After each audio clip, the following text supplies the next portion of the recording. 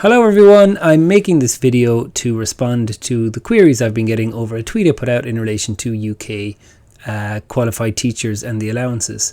So if you started teaching in Ireland prior to 2011, you were entitled to claim an allowance for your teaching qualification. Now, in the Irish system, teaching qualifications are graded at honours level, pass level, or fail if you don't get it.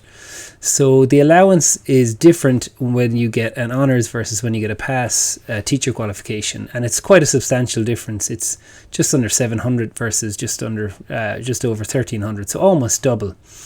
Now the issue arose if you qualified in the UK. So if you qualified in the UK, they don't have an honours and pass system. It's either just pass and fail.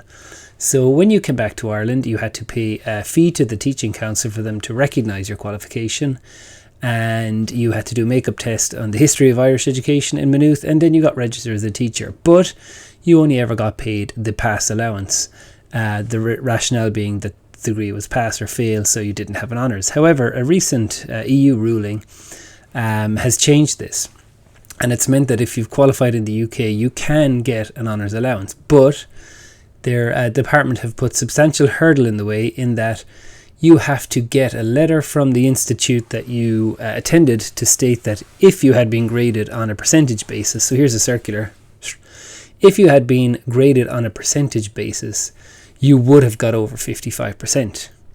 So I've had teachers feeding back to me a couple of scenarios. Some people were lucky enough to get that letter.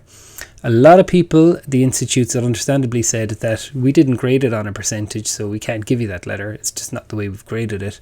Other institutes don't even haven't kept the transcripts of the students, so they can't say one way or the other. So in my case, I have the transcript and I have my grades, all A's and B's.